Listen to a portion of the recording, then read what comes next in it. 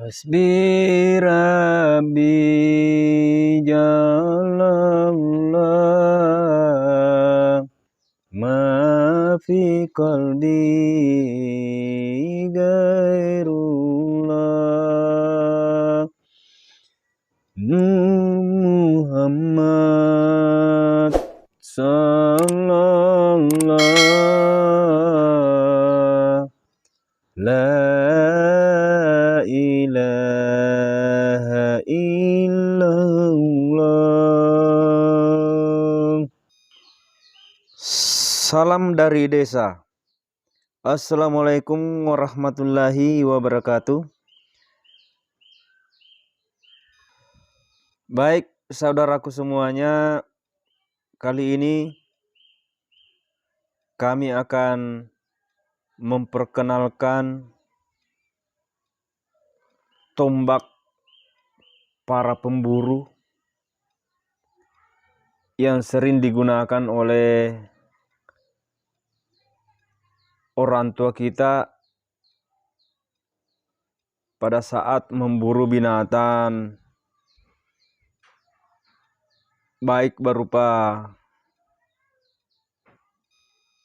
sapi liar, payau atau kijan, juga binatang-binatang pengganggu tanaman atau hama tanaman seperti babi,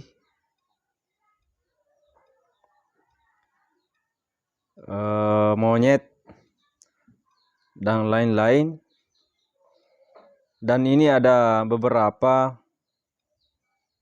tombak atau jenis tombak yang sering dipergunakan oleh orang tua kita pada saat memburu binatang atau tombak pemburu.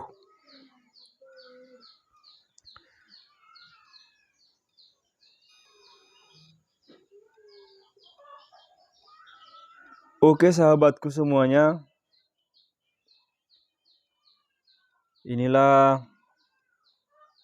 jenis-jenis tombak atau beberapa atau 3 jenis tombak yang sering dipergunakan oleh orang tua kita pada saat memburu binatang.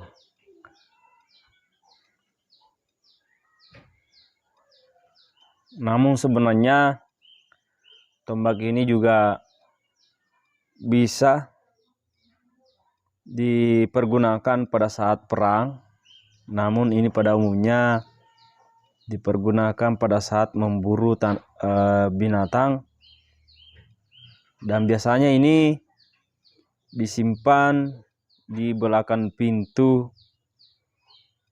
atau di tempat-tempat yang mudah dibawa pada saat darurat atau pada saat dibutuhkan. Dan ini yang pertama ini ukuran yang kecil, namun ini insya Allah sangat berbisa. Tidak dipandang daripada ukurannya, namun dipandang daripada bisanya. Karena biar 1 senti atau 2 senti masuk, insya Allah binatang akan dengan mudah dilumpuhkan atau akan lumpuh.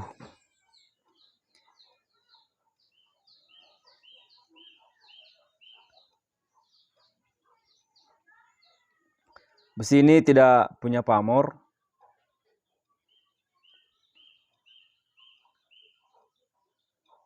tapi bisa yang dikandung di sini ngeri, luar biasa. Kalau yang ini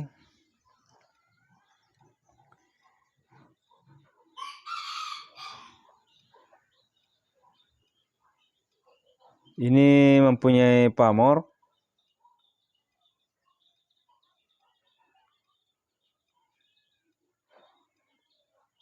ukurannya juga sudah mulai kecil karena saking lamanya dipakai.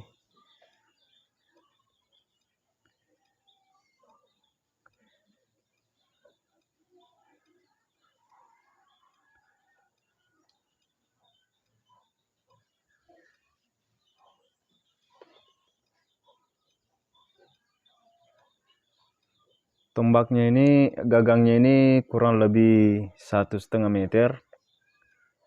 Ini sangat pas untuk dipakai di tempat di mana saja,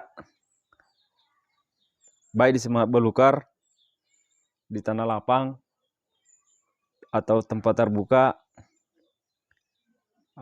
Istilahnya baik di tempat yang agak susah.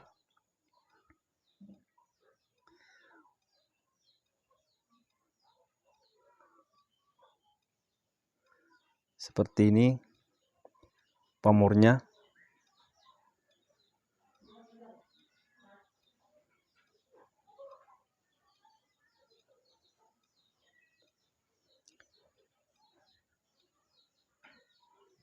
Ini luar biasa. Kalau bisanya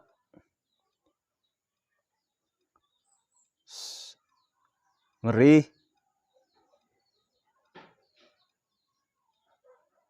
biasanya tombak yang ukuran kecil itu memang yang diandalkan adalah bisa.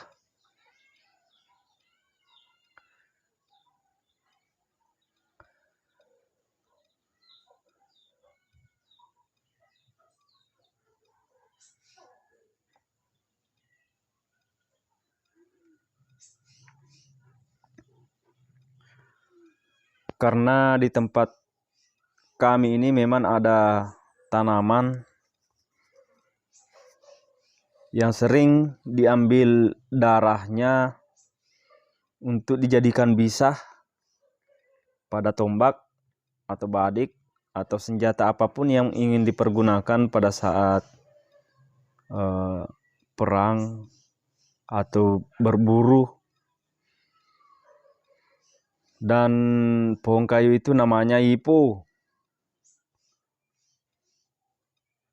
dan itu luar biasa, darahnya bisa langsung membekukan darah.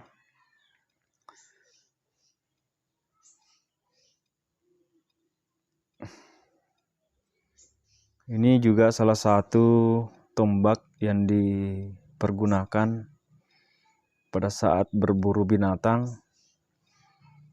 atau sapi liar kah, atau kijang atau payau. Ini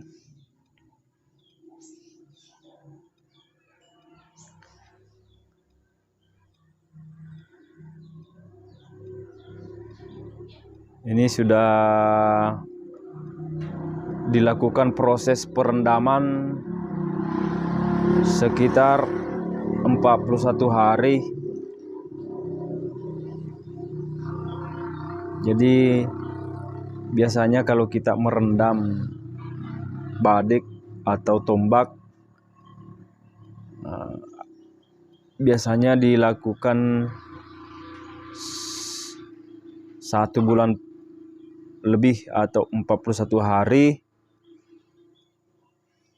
atau tergantung daripada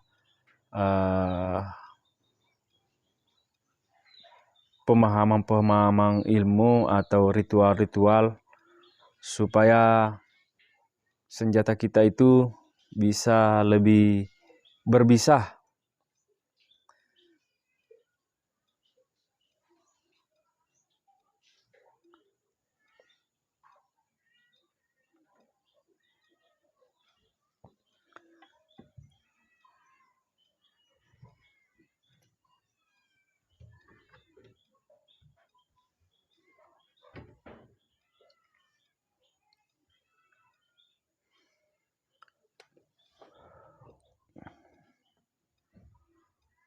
Oke sahabatku semuanya,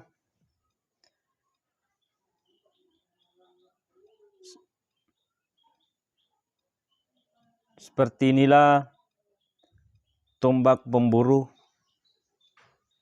para orang tua kita dulu.